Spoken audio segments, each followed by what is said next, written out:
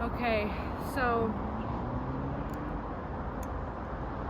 I'm gonna do another day in a life video, but I'm gonna actually have to start with the night before. This was just a little bit ago, okay? So the night before, a friend of mine who was staying in an RV in that parking lot, okay, a very old RV, I don't know, 1980s or something like that. But she took great pride in it. I think she's been out here homeless, if I remember correctly, maybe 2 years.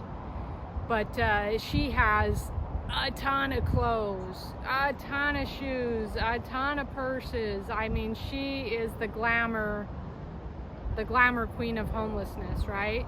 And she has her RV and she set up this whole, this beautiful, fake plant wall, and she puts out real plants, and she's got all these pictures, and she's got this cute little welcome mat and welcome signs, and then her wardrobe behind this green tarp, and then you go inside the RV and she's redone the inside. She took great pride in all of this. She's the one that gave me this shirt. And the first weekend that I was there, she was also one of the ones that her wallet was stolen, and she's been nice to me, now she's told me her story, and her boyfriend was in prison and that sort of thing. He got out, she reconnected with him, he brought her out here, with all these dreams and all these plans and all these promises, and it didn't work out. And so she gets out here and they end up homeless, okay? He's got a drug problem. She kind of gets wrapped up in that a bit. So, and then I think she ended up getting a felony and she has warrants. She can't even leave. So, so she's homeless because she can't afford it, but she can't leave. And she is since separated from him. He keeps stealing stuff. He keeps putting her in really bad situations with the people he brings around. She's had 2 tents burned down on her. She's had people come after her. She does know people in low places, I'm gonna say that. That's not a judgment call, that's a reality. And people that are nefarious, and sometimes she does do some business with them. Anyways, there's apparently a guy that has rented out 3 or 4 vehicles to people in this park, in this park and the parking lot connected. So he's rented out vehicles in this parking lot. These homeless people pay him rent to rent those vehicles, and there you go. So they had put up a notice that they were going to clear the parking lot and everything around the senior center. So everybody in the parking lot ended up getting out of there. It was sad for me. It was sad for me, actually, because I did get to know some of the people that were in that parking lot. When they left, there was this huge hole, this huge emptiness.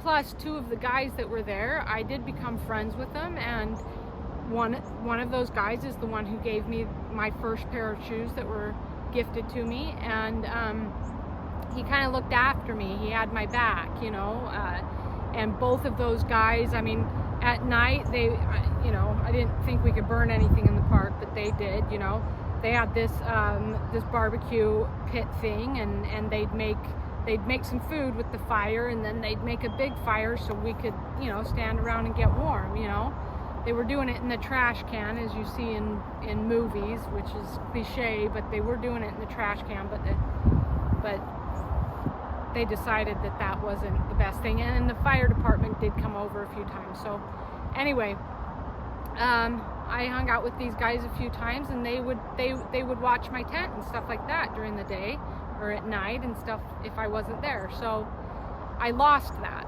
Anyways, this particular night, right before they're about to clear this out, everybody else skedaddles. She's kind of the last one there. And this guy who gave me the shoes, he had gone, but he left stuff behind because he could not carry all of it. So there's another dude there, and he's just picking through. I'm gonna call him the shoe guy, okay? He's picking through the shoe guy that gave me the shoes. He's picking through his stuff that he left there. And so I walk up to him and I was like, hey, that's so-and-so's, what are you doing, right? That guy's had my back, I'm trying to have his back. And he's like, oh, no, I'm the one, I know him, and da-da-da. He describes him. I'm like, yeah. He's like, yeah, I know him, you know, so-and-so, about yay high, about so-and-so build. He's like, yeah, I'm the one that rented him the car that he's in. He described the car. Oh, okay. And he was with this other woman. So the woman in the RV, and both of them were going through the guy's stuff and putting stuff in this RV. So she vouched for him, and so I was like, okay. And then he turns to me and he's like, yeah, but what's your name? Oh, that's so cool that you have his back. I wish more people were like that. Okay. So now he's talking to me, and face to face, he sees me, everything, right? And as they're about ready to leave, they're putting all these tires and rims and stuff in the RV. They're just packing the RV. And when they're about ready to leave, she had 2 bikes. One was very expensive, and it got stolen the day before. It's gone. Can't find it. She's so upset, right? She's just so upset. And this woman has had so many things stolen. She's had 2 tents tried to be burned down while she was inside. I mean, she's just been through so much. She's had people come after her life. She's been through so much. So anyways, she's got 1 bike left at the lesser value, and she's like, hey Sage, can I put this under your tarp by your tent? And she was in a real hurry, so it was like she was asking, but she was also saying, you know. And I'm like, sure. So I take it over there, I put it underneath the tarp by my tent. This guy also, he's working with her, so he sees all this, right? And I go to bed that night, wake up. So here's the day in the life. I wake up, I go over to Bristol Farms to go to the bathroom. I come back, and she's picking up the tarp to get her bike. Now, I had tied it in a very specific way so nobody could take off with it, and that it would rattle my tent. So anyways, I didn't want her to just try to yank it, because she'd pull all the different, she'd ruin the configuration of my tent, right? And I had something poking in. I didn't want my tent to get ripped. So I run over there, I'm yelling her name, hey, hey, hey. And she turns around and her eyes are red and puffy. And I'm like, hey, what's going on? Let me help you with your bike. And I untie it, I get it out, and she's like, that guy I was with last night, he just stole every last thing that I had. He just took the RV and has everything of my whole life in there. Like every last thing that I have, all my documents, all my pictures, all my memorabilia, the last thing that I have from family and friends back home, and all my clothes and everything. All I've got is this backpack that has some dirty clothes and socks in it, and this bike.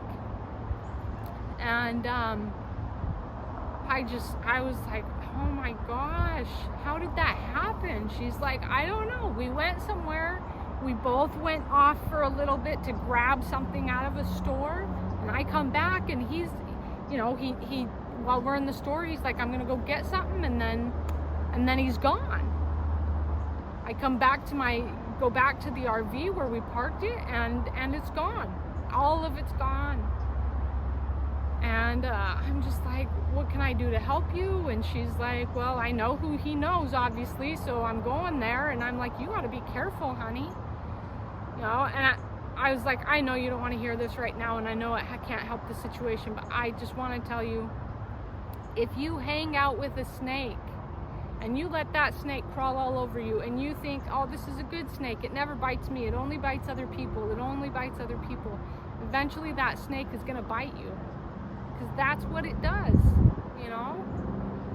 And she's just bawling. I gave her a hug. I asked her what I could do. I told her to come back if she needed something. I don't really have much of anything, you know. I'm a minimalist, so I don't have a whole bunch of extra to give anybody.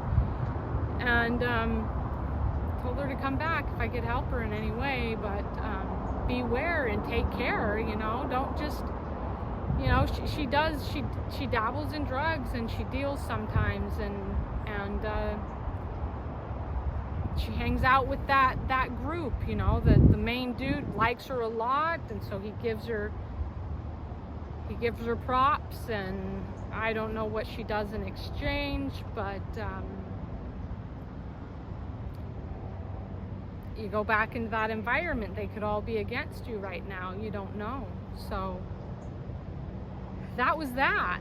I walked away from that. I go up to check on August. I go up to her tent. She's nowhere to be found. I go around the park asking, have you seen her? Have you seen her? Have you seen her?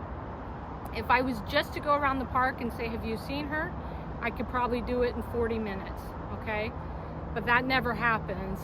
Then this person needs to talk or vent, or, something happened and they want to talk about it. So it ends up taking me at least 2 hours, 2 to 3 hours, And as I'm walking around, I see a man filming. And so I go up to him. I'm like, hey, what are you doing? What are you filming? And at first he doesn't want to answer my questions. And so he starts asking me questions instead of answering mine. And I said, and I'll answer your questions, but can you tell me, I asked you first, can you answer mine? And he's like, well, I'm doing a documentary on the homeless. Now, he thought I would maybe be on the other side of that fence. So I said, well, no, I'm homeless here in this camp. And so he relaxed and he started talking to me about his documentary and what he's doing. And he asked me if I wanted to be filmed. I said, sure. But right now I'm looking for my friend, and I've got to keep eyes on her if I can find her. I've got a plan this morning. I'm supposed to meet with an organization, and they're supposed to come help her, and I can see the organization walking around, but she's not here yet. So at least she's not at their tent. And I said, so maybe later. So I continue walking around looking for her. I finally found her. I walk her back to the tent. I'm like, can you just stay put, because the organization is coming? And I go up to them, and this time it was Lhasa, and I'm like, she's here. Can you guys talk to her? Can we get her some housing? And oh yeah, we'll get to you. We're gonna go to these other tents. So I'm just waiting and waiting, kind of with anxiety, because I don't want her to leave again and not be able to find her the rest of the day. And I was lucky that she was actually still in the park that particular morning, and that I found her. So but she was hanging out with somebody else, and I don't know if she did something. I don't know if she's having a mental break. I don't know. But she starts undressing and then putting this sheet on and wrapping the sheet around her body and putting a pom-pom on her head, and half the time she's scantily clad, and the other half the sheet is covering enough, and she's mumbling all this stuff, and she's talking to me about rainbows and butterflies, and she's all over the place, and I'm trying to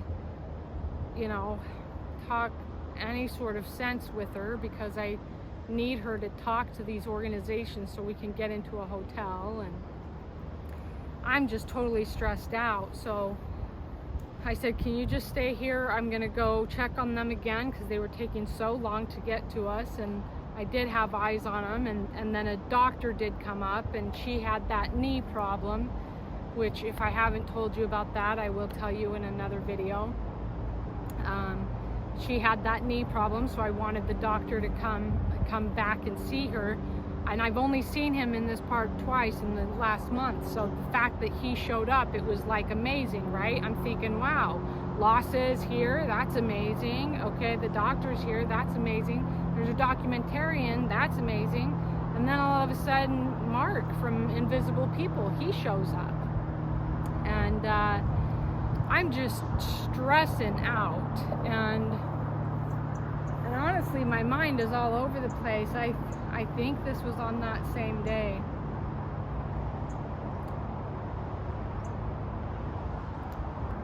Anyways, Mark sees me, and I'm like, hey, I want to talk to you. I need to talk to you. I really want to talk to you, but I really can't right at this moment. I am under so much stress. This whole thing is just stressing me, And I need to keep eyes on her, and I need to keep eyes on this organization, and I need to get that set before I can talk to anybody else. And he's like, go do what you need to do. I'll be over here. Don't worry about me. But now I'm feeling like even more stressed just because he's there, because I need to be doing all of this for me, you know, this is what I need to be doing, and this has been my game plan from day one. But I did not expect my friend August to be in this park. I did not expect her to show up in my life right now and be in such a bad position, And if I haven't done that video, I will do that video, how I met her and what happened with that. But I didn't expect to see her, and it just threw all my plans through a loop, and it's really hard for me. I know I've heard all of your comments, and again, they're good comments, but I'm who I am, and I have my strengths and I have my weaknesses, and it's hard for me when I have something that I know I need to do for myself, and then somebody else in my life that I love very much has a greater need, you know, and maybe not a greater need, maybe an equal need, because we are both equally in need, but to me it's a greater need because she's more vulnerable and she's had more trauma happen to her, and I just can't walk away from that. So my needs go away and her needs escalate. But when I'm in that position and she's over there doing that, and then I've got him here, and I'm just like, I need to be doing both, but I'm terrible at juggling. I can't do both. I'm a one-track type of person, you know. A double-minded man is unstable in all his ways. And that's me. So, anyway, so Mark's over there, so I go back over to August, and I'm trying to help her, and finally they're filtering up to the tent, and they just come up to her just for a minute, and she's acting weird, and she's like, oh, go away, because they send the guy up, which, this is Lhasa, and I liked the guy, I didn't like the woman, so in some ways I wanted him to come up. But then he's coming up, and she's just playing a game with him, a game. She's just pushing some buttons, and I know enough about her to know when she's pushing buttons and to know when she's like literally out of her mind. And she is out of her mind, but she's also pushing those buttons. And so she's like, get back, get back, get back. And she doesn't like men right now, and I get that. But she was also doing that just to kind of stall the process. And I'm like, no. Stand over there if she needs you to stand over there, but we need to discuss this housing thing. We need to discuss this hotel. We need to get this settled right now. But he's taking those cues, you know, and honestly, I felt like he was taking those cues because it was easier. It was easier to just step back and walk away from her, you know? And that's really hard for me.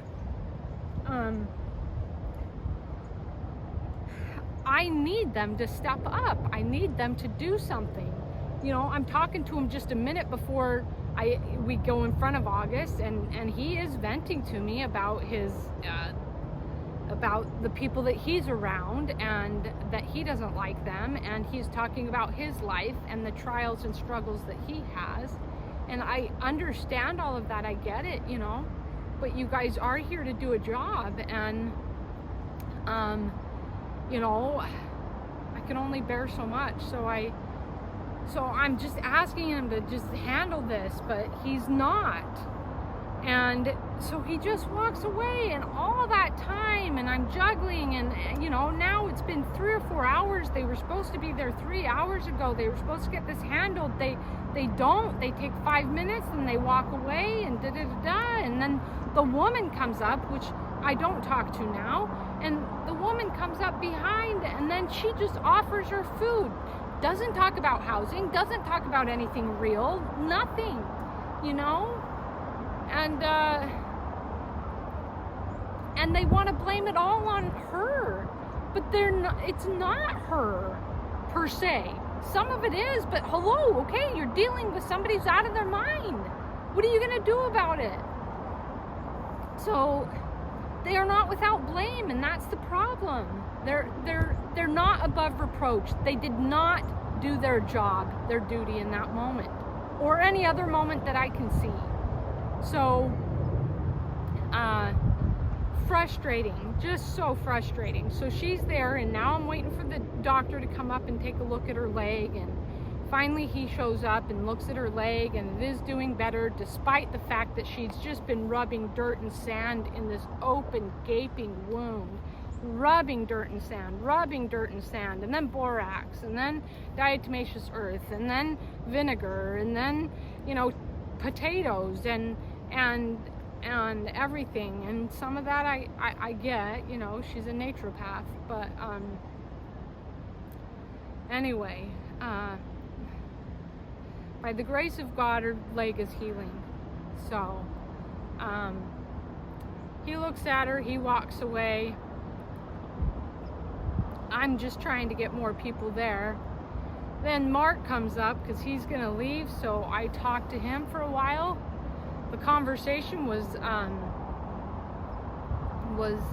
needed, you know, and on both sides.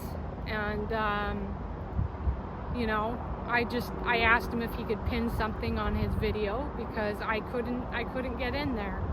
And that's all I needed. And he does feel like I worried too much about that, and that I worried too much about trying to publicize my channel when I didn't have very much content up, or that my content's not even that good.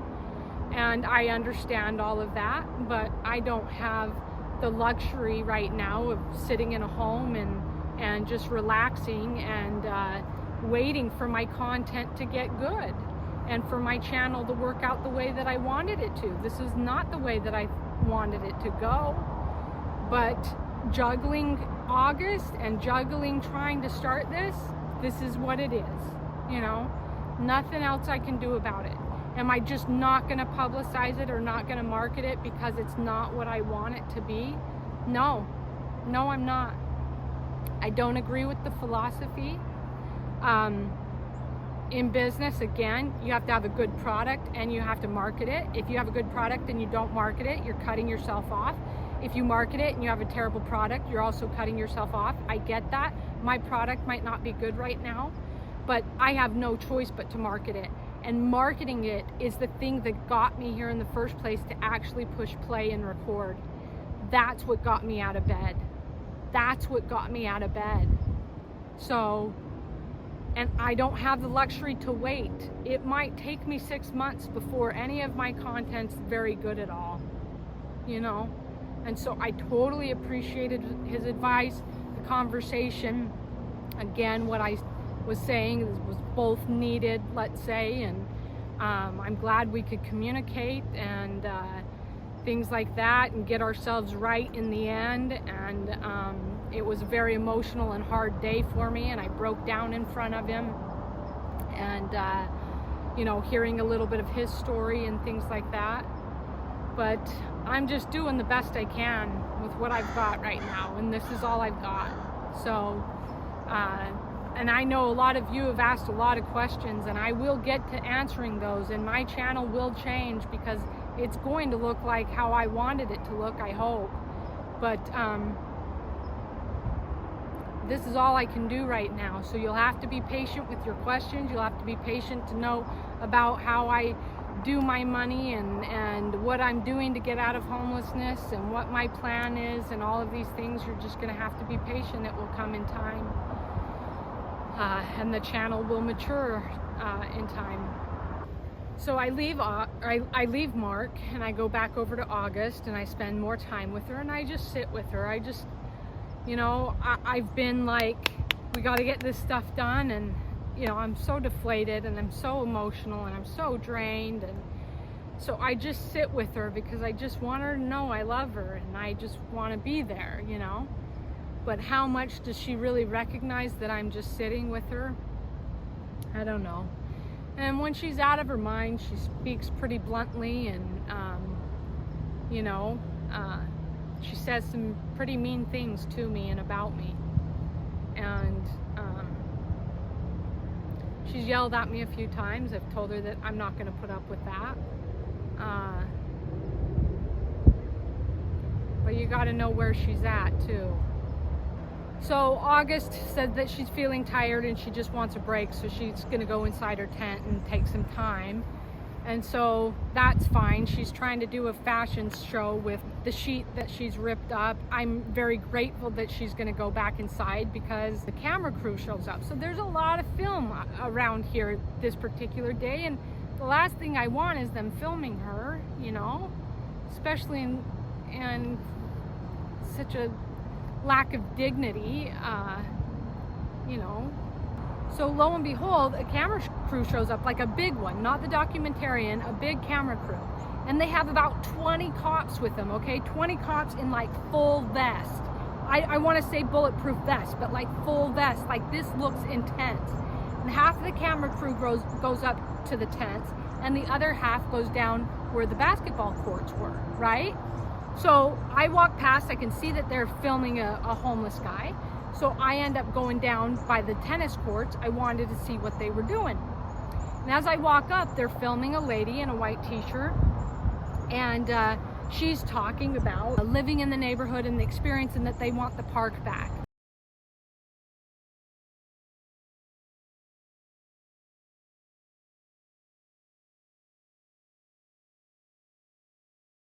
And as I walk up, she's talking about these men going up to them while they're playing tennis and exposing themselves, okay? And she's talking about all the needles that are all over the park, and she's talking about the fights, and she's talking about the drug use and all of these sort of things, and the fact that she doesn't want to bring her kids there, and that her neighbors are afraid to come back to the library, and you've got the senior center, and the seniors don't want to come back, and people want to play basketball again, and people want to go back to the tennis courts, and their kids want to go over to the skate park, and their husbands want to go play golf and things like that. I mean, this park has all sorts of amenities around it. And I heard what she said, you know, and she's like, I just want to come walk my dog, but I'm afraid, you know. And I heard what she said, and I'm gonna tell you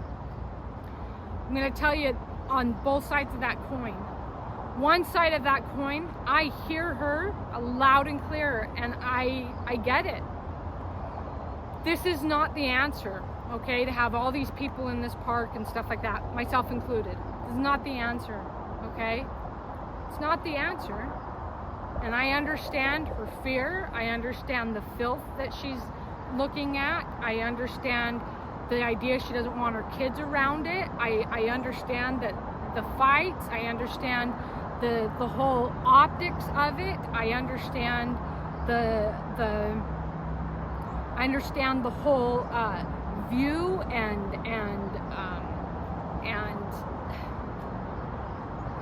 reality of it, you know.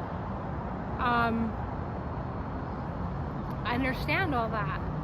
So I hear what she's saying, you know. And I have good friends, live in houses, live normal lives, things like that. I get it. I don't have children of my own. Would I want my kids to be around that? Well, no. And then another part of me, yeah. Because I want my kids to have some empathy and kindness and compassion. And I want them to know other people and step outside the box. Do I want them to be exposed to drugs? No. Could you get to know some of the homeless people in this park, like myself included, maybe have some conversations, be a part of the healing process, be a part of the solution, get to know these people, and then if you feel like that person's safe enough, you could introduce your kids to them so that your kids can learn some things and broaden their horizons, you know. That's the type of person I am. So on the other side of that coin, when she was talking about the men exposing themselves and things like that, if that happened, that's terrible. 100,000%. I'm a modest person. I don't want to see any man's stuff, okay? I don't, unless that man's my husband. That is how I am. So I 100%, that would be so violating and so disconcerting. But the way she was speaking about it, just her tone a little bit, and I understand, because even while I'm doing these videos, it's hard for me because I want to talk in just a normal, relaxed way, but then I think I'm boring you. So sometimes I come on here and I just try to go fast, you know, and then I listen to it back and I'm like, wow, I sound like I'm aggressive, or I sound curt, or I don't sound empathetic, or you know, like I have some answers, like I'm judging people or whatever it is. Like sometimes I come off that way and I'm like, that's not what I really mean. It's very awkward to just record myself and not actually be talking to somebody, and the way I talk sometimes is not exactly how I feel. So could this woman be under that same strain while she's being interviewed? The camera's in her face. She's got 10 police officers standing around her and other community members and then people from the park coming up. Now she's got a crowd of like 30 people. I think she could be under that pressure too. But the tone that did come off was, I want to walk my dog. I just want to play golf again and tennis. I'm sure there's a lot of you who love animals, and I don't begrudge that, you know. I'm not an animal person myself, meaning I don't ever want to own an animal. But I don't want to be treated like I'm lower than a dog. Certainly don't want to be treated like I'm lower than a dog's poop, you know. I don't want to be viewed on that level. And these are our brothers and sisters, and we need some answers, whether people like it or not. We are brothers and sisters. We are human beings. So we need to come up with some answers. When people talk about homelessness, they have this whole umbrella, right? Homeless, and that's all they want to say. But there's categories. Okay, you've got those who are addicted to drugs, and that's what led them to homelessness. You've got those who have major mental problems. I'm talking multiple personalities, schizophrenia, things like that. That led them to homelessness. You've got people who just fell on hard times, whether it be because of this illness that we've been dealing with for a year and a half, or whether it just be in their life. They got fired from their job, or you know, the paycheck ran out, or somebody in their life had some medical bills and it took all their savings. There's all sorts of reasons why people get to this level, and it could be you. You know, could be you. It could be your daughter. It could be your brother. It could be your sister. It could be your mother. You know, it could be any one of us gets to this point. So what are we gonna do? Well, the answers are different for each category of person. What are we gonna do for the drug addict? What are we gonna do for the major mental challenges? What are we gonna do for those who fell on hard times and can't seem to get out of that rut for a while? You know? What are we gonna do for those who can get out of the rut quickly? You know, but won't if there's not a safety net there. Or at least some sort of process where they can do that. We've got to have some answers. We've got to have some solutions. You know, what do we do for the people who got here because they just had a trauma in their life that they couldn't handle, and so it did a number on their emotional, mental abilities. That's the category I fall into. You know. People that just don't have other people in their life even, you know, so if something does happen, I'm sure something's happened to many of you watching, and yet you had a brother or sister, a mother, friend, whoever, that kind of lent you their couch, or lent you their garage, or lent you a room in their home, or something where you could bide that time, you know. We've got to have different solutions for different for different categories of people, and then those solutions are not all about money. My opinion, money is a part, but it's not the answer. I would say it's not even the overarching answer.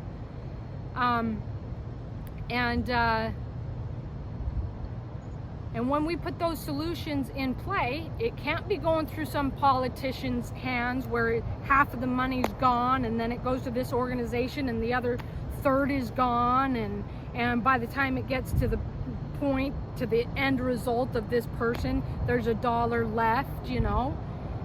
We can't do it where it's all political and all this garbage and things like that. You know, we have to have real solutions, we have to have real processes, and we have to follow those processes, and those processes have to be as efficient and as effective as a business that their whole livelihood is based on the end result. Just like any other for-profit business out here. If their customer base is not happy, if they do not do a good job in their business, they will not make money. They will go under. These government organizations need to have that same playbook. So I heard her talking, and I heard what she said, and there was a lady standing off to the side. It looked like she was kind of in charge of the camera crew and stuff like that. So after I listened to her talking, I walked up to the lady and I was like, you know, what are you guys doing? Are you with the news, you know? And are you only filming, you know, people who the neighbors who live in this community? And she's like, no, we're filming anybody, and we're just trying to get a handle on the situation out here. And yeah, do you live here, you know? And I said, I do. My tent's right over there. And all of a sudden, all the cameras come on me, you know? All of a sudden, everybody hordes around me and crowds around me. And then the sheriff walks up and two of his deputies, and they all come up. And so I asked him, you know, while I'm on camera too, I said, well, you know, I haven't seen you here, and I've been here for at least a month in this particular park. Have you been here before? Have you guys had boots on the ground? Do you know the atmosphere here so that you can have some answers and solutions and hear other people's voice? And he's like, no, we just got here 10 minutes ago. And I'm like, so 10 minutes, that's all your boots on the ground? And he kind of took a step back because I was being pointedly clear, you know? And 10 minutes? And he said, well, let me tell you right now, this is not my jurisdiction, actually. I'm not allowed to solve any of these problems or have any answers here. But because of everything that's going on in the meetings that we're having and the councilmen and all of the politics that are going on, I decided I would come down and see it for myself. And if they don't follow through with something, I can have this handled within 48 hours. He said, but this is not my jurisdiction. This is LAPD. And so we go back and forth, and they record this whole thing, and I give my 2 cents, much like I just said, talking about all of us being human and brothers and sisters and helping each other, and you know, the different categories, and somebody, you know, a homeless man who's been homeless for 30 years having the suggestion of doing something like the Domestic Peace Corps, or, you know, just different things, but definitely making sure the neighbors need to have their voice in this. They are important. They are paying for this property, these beautiful homes. They have a right to have a say 100%. They should be out here. And these committee meetings that they're having, these town councils and things like that, where these neighbors are showing up, the homeless should also be aware of that so they can show up too. The homeless should also be at that seat. They can't just sit there around this table as a bunch of politicians. And I know Mike Bonin, he was homeless and he's supposedly fighting for the homeless, but I don't really know. I think it's twisted. I think it's a little political in some ways, and I'll talk about that another time perhaps. But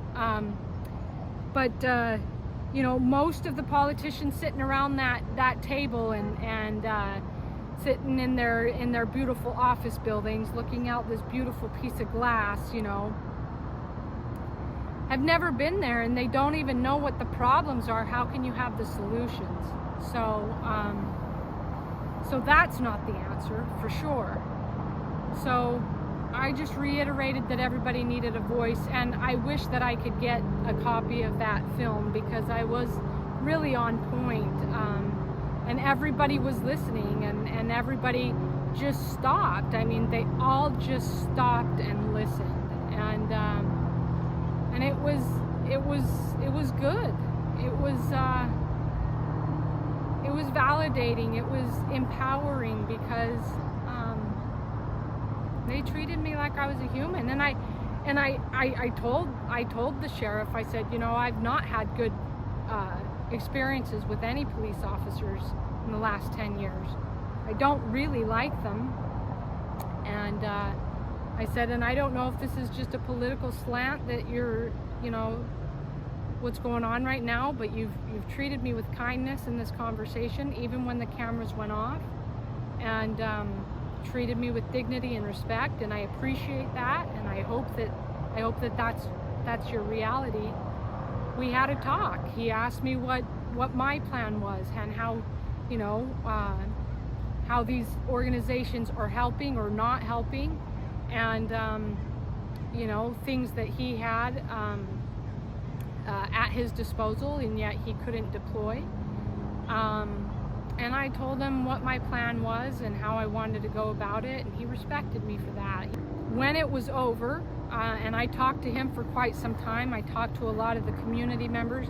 As I was talking in front of the camera, I don't know what it was, this woman who was talking before me, and she had this really grumpy look on her face, and I didn't understand that. I don't know if that's just her resting face, but if it wasn't, and she didn't like what I was saying, I don't understand how she couldn't, because I was literally having her back. I was validating her voice, you know.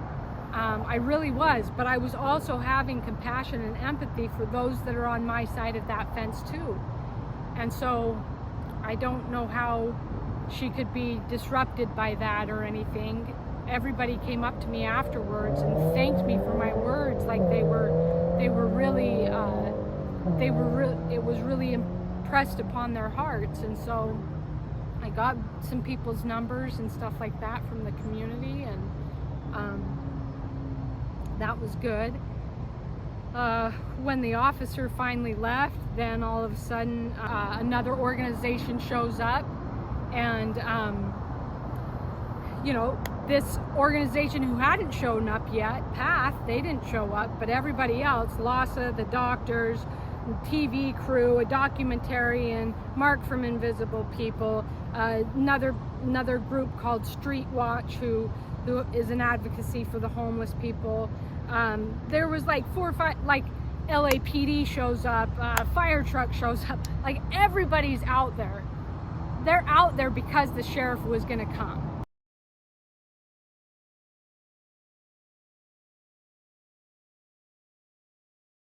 Okay, this is a political stunt. That's why they're all of a sudden, I don't see half these people ever, you know, maybe once a week for a little bit of time. And if it's once a week, that's amazing, because PATH I didn't see for 3 weeks. LASA I've only seen twice in a month. So like, you know, all of a sudden they're all out there. It's a political ploy.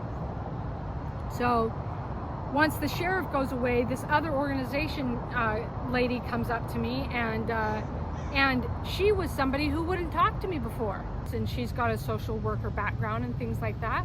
And she shows up. Now the irony is that I met her only a few days before. I had heard her name 1,000 times from everybody else in the park, but weeks go by, I've never met her. I suddenly meet her the same day I meet PATH. Weeks, okay? Weeks.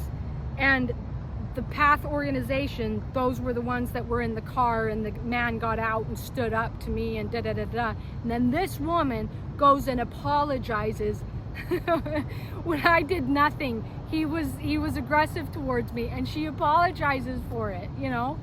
And I'm trying to talk to her. Once they leave, I'm trying to talk to her, because her name is also somebody who's been thrown around, and I'm thinking that she can get hotel and housing and stuff like that for August, because that's what everybody's kind of giving me the information that she can.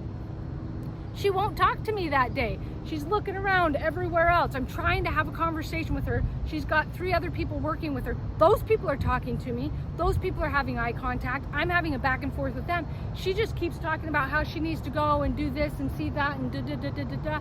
She will not talk, but yet she still continues to stand there, but she won't talk to me. So I'm just like, what is with this? That was a few days previous, right? So now this day, the sheriff leaves, and she sees me having talked to the sheriff, and so I'm walking, and she's like, "Oh, hey, Sage, how's it going?" And I'm just like, is this the same woman? I can't believe she even remembers my name, you know? "Hey, how you doing? Haven't talked to you in a while. Hey, I hope everything's okay. How's August doing? Da da da da da." You know? What did the sheriff want? What did you tell the sheriff? You know? Come on. I mean, so I called her on it, and I was like, you know, I think it's funny that you're being chummy with me, because I couldn't get eye contact from you the other day. And you literally stood in my presence for at least 30 minutes talking about other things that you needed to do, but you never left, and you would not have a conversation with me about my friend. You didn't offer any services even to go check on her, you know? And she's like, whoa, and I'm like, yeah, but it's true. I'm willing to put that behind us. And honestly, I'm willing to put it behind me because I just need help for my friend. So if she's there right now and she can get the help, let's do this. Path didn't show up. But Path are the ones that have her birth certificate to get her into the hotel. So anyways, I take this lady up to August 10th. "Hey, August, are you okay? Are you awake?" and stuff like that. So she comes out, and I'm trying to get August and her to communicate so that she could go to a hotel. Because Path says, "Oh yeah, we have the birth certificate. We can get her into a hotel." Day passes, can't get a hold of them. I don't see him again. We'll be there the next day. We'll be there. They don't show up. They don't get her into a hotel. Now a week has passed. So I want this woman, because they all kind of work in, it's ironic because some of them work together, and yet they all talk bad about each other. And yet, like, she's sitting there talking bad about the sheriff. Path will talk bad about these people. So-and-so will talk bad about those people. The sheriff hates the LAPD. Like, it's like, all of you guys are supposed to be helping the same problem, right? The same issue. You're all supposed to be helping that.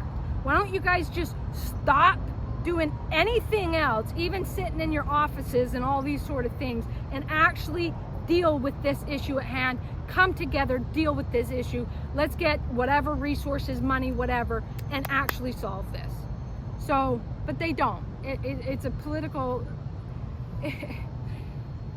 and this is why nothing gets done. It's rub my back, I'll rub yours, and we'll just sit pretty on the money and never actually get the job done. So, and I'm sorry, I hate to be so cynical, but I've had so many different experiences. Anyways, she walks up to the tent, and I'm trying to get August to talk to her and her to talk to August, and I want August in a hotel that night. They had the birth certificate. The whole time they're saying, we can't get her in because she doesn't have ID. We can't get her in because she doesn't have ID. We've been working with her for 3 months. We can't get her in because she doesn't have ID. They finally got the ID, but then they're on vacation for 1 week, although I don't even see him for a whole month, and 3 months to get a birth certificate. Like, all of this is crazy. And then given the fact that there's like 5 people I know of that are sitting in that motel and have no ID. This is just not true. This is full of lies. So they said that they could get her in the hotel that night, the next morning, the next day.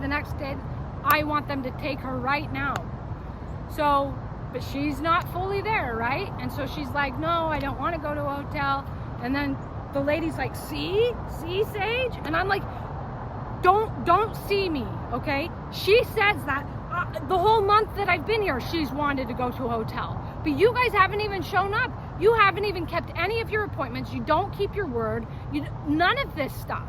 And so now she's frustrated with you, and now she's been re-traumatized. She's been sexually assaulted, abused. You guys send men, and you want to take her in a car with a guy? Like, can you not see how crazy all of this is? She doesn't trust anybody right now, let alone you guys who've not kept your word on anything. And you're going to blame it on her, who has a mental problem, who has all this trauma? You cannot blame it on her when you have so many faults. when you've let so many people down, when nobody in this park trusts you, you know? So, see, it's her fault. That's what the woman says. See, she doesn't want to go. And then she says, no, I do want to go. I do want to go. I do want to go. So I'm like, there you go. She wants to go. Let's go. You guys got it? You guys said you've got it? Let's go right now. She says, whoa. Well, wait a minute. Let me call Pat. She walks off, as they always do, so they can have these private conversations, these, back and forth. And then she comes over, oh, well, they can't get you in actually until Tuesday. This is a Thursday. That's 4 or 5 days away. Are you kidding me? A whole nother weekend? Anything could happen and I could lose her again. And so she starts swearing at him and flips her off. She got super upset. And I don't blame her. You keep saying, oh, we can get you, we can help you, we can help you. Oh, it's your fault because when we make an appointment, sometimes you don't show up. But it's your fault because you don't want to go into the hotel sometimes and stuff like that. But it's never their fault because they fail on the appointments. They don't show up. They don't keep their commitments. Blah, blah, blah, blah, blah. I've said this a million times, so I won't belabor it, even though I already have. They are not above reproach, okay? This is like any for-profit business. If you went into any establishment and they said they were going to be open these hours and they never are, or they said they would deliver their package and the package never shows up, or they said the price is this and then the price is that 10 minutes later, like, you would just stop shopping with them. They would go out of business. Nobody would trust them. They take all your information. Let's say they get your credit card number, because you shopped there multiple times, and then they let all that information out. You're not going to do that again. And as a matter of fact, you're probably going to have a lawsuit against them. This is what these organizations have done, So she flips out. She swears at her. She flips her off, blah, blah, blah. Now, this is a woman with a social...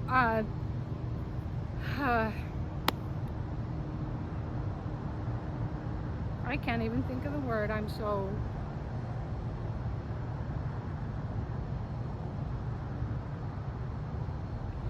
social psychologist degree. I can't even... I'm out of it. My head is pounding now. This is just so much. So I figure she could do something, right? She could understand where she's at. She could understand the trauma. She could talk to her. She could do something. She just says, oh, she didn't like the fact that she swore at her and got mad, right? August wasn't even highly, she doesn't understand, so she just walks away. Tuesday at 10 o'clock. Tuesday they'll be here, they'll take you to the hotel.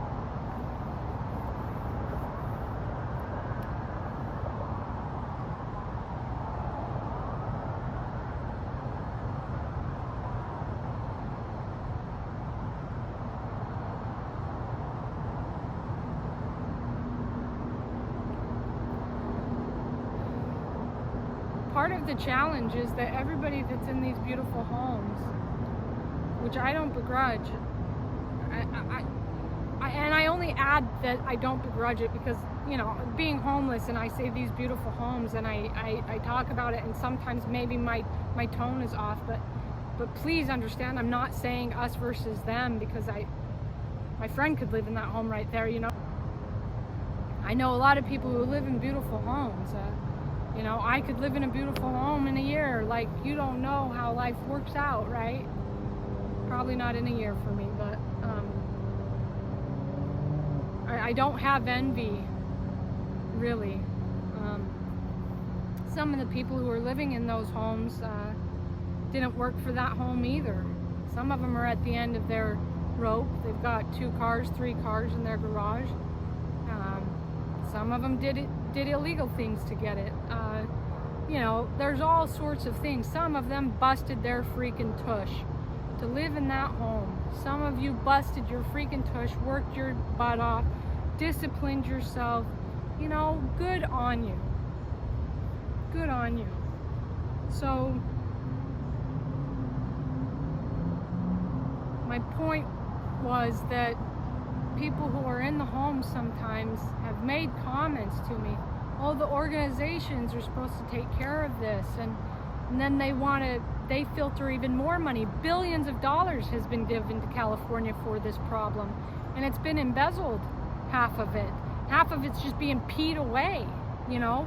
They work from 8 in the morning to 3 in the afternoon, and you only see them for 10 minutes, you know. But the people sitting in the homes donate even more money, right? Thinking that that's the problem. And they're told that these organizations are helping. So those that have real sensitive hearts and care and know that these are human beings over here that need to be treated with respect and dignity, they think that they are, and they think that these organizations are doing the right thing. And on this particular day, they're all out in force, you know? When their feet are put to the fire, suddenly they come through with these hotel vouchers that they're saying and things like that. But even those that are making it into the motels want to keep they all keep their tents up because they do not trust these people. And they all feel like they're going to be in the motels for 2 weeks, 3 weeks, maybe even 2 months. They're going to be checked off. It's going to be, a form is going to be given to the government. We did this for this amount of people, so we need this amount of money to come back into our organization next year because this is a revolving door. And this person, and that's why they're taking all your identification. They want all this information. That's one of the reasons. They keep you in this system, and but then they just get you into that hotel, and then 2 weeks, maybe a month or two, they're supposed to get you into permanent housing, but they just let you go. But now the park's closed down. Now your tent's gone. Now everything's been taken, you know? You're not coming back to the park. Community's happy. You know, the neighbors are happy. They think that the organization did right by these people.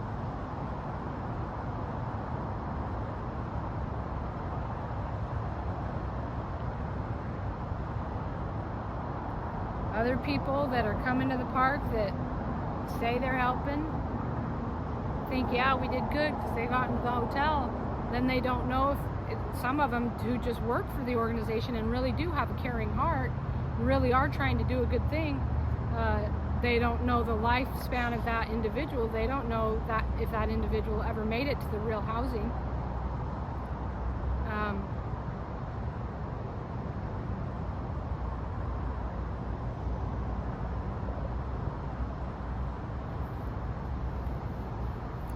Anyway, she walks away.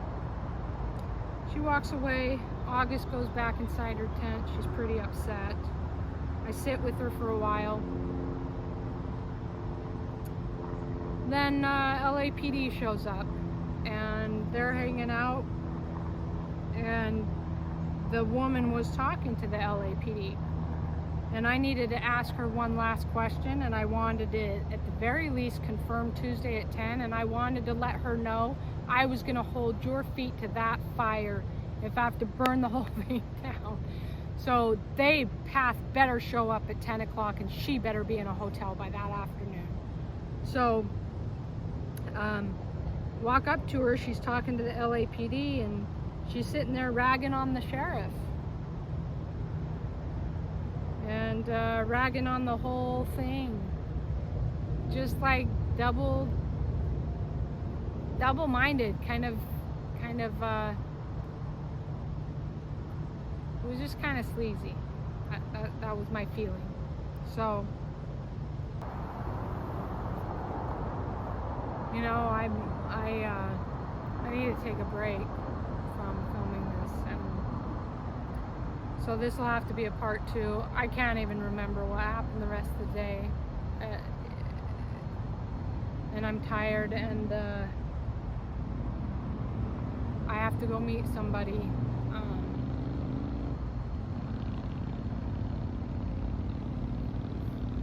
So I'm just tired.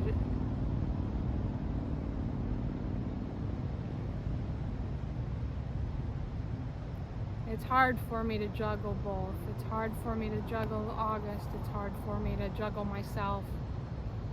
If it wasn't for August, I wouldn't have gotten to know half the people in the park, because I would have literally just slept and gone to the library, slept and gone to the library, trying to get this channel running smoothly, learning how to edit, doing all the things that I want to do to really push this channel and make a real good go of it, make it what I want it to be.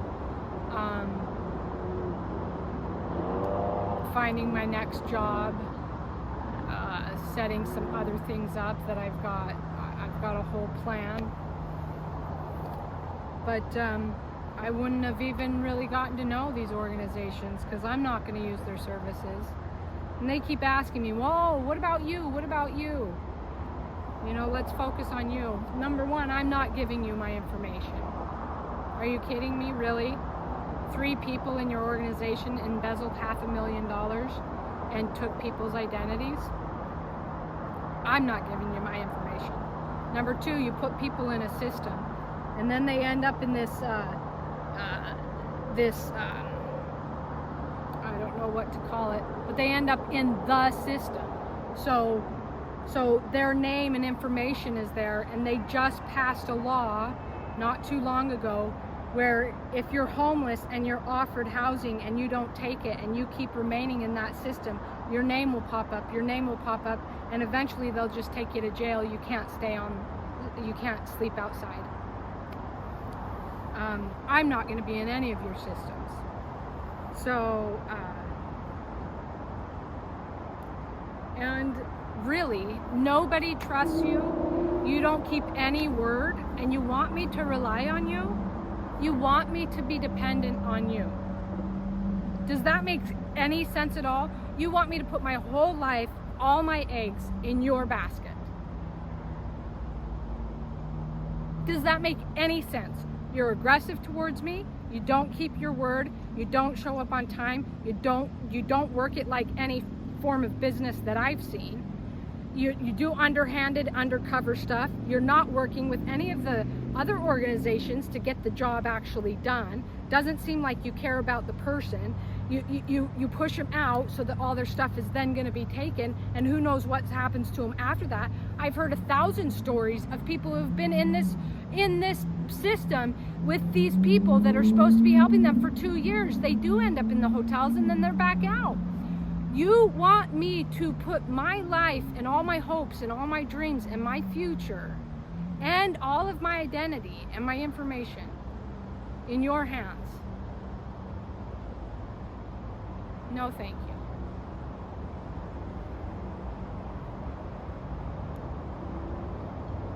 No, thank you.